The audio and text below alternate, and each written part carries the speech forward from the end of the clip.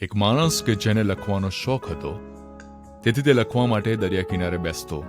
ત્યાંથી તેને ખૂબ પ્રેરણા મળતી અને તે બહુ સારી વાતો લખી શકતો હતો. એક દિવસે તેને એક માણસને કાંઠા પર આવેલી માછલીઓને લઈને પાછી દરિયામાં ફેંકી રહ્યો હતો તે જોયું.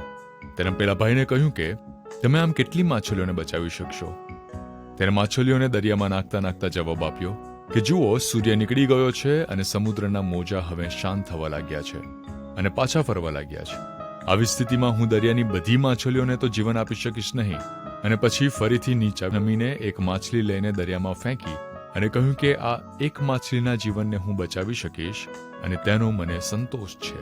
મિત્રો, આ જ રીતે ઈશ્વર આપણને થોડી મહેનત દ્વારા દરરોજ કોઈકના જીવનમાં થોડો ફરક લાવવાની શક્તિ આપે છે. ભૂખ્યાને ભોજન કે જરૂરિયાતમંદને મદદ.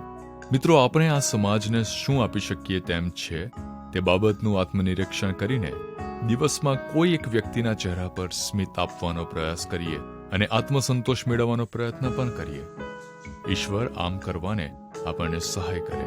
બાઇબલ આપણને નીતિવચનો તેના 3 અધ્યાયની 27મી કલમમાં જણાવે છે કે હિત કરવાની શક્તિ તારા હાથમાં હોય તો જેને માટે તે ઘટિત હોય તેનાથી તે પાછું ન રાખ.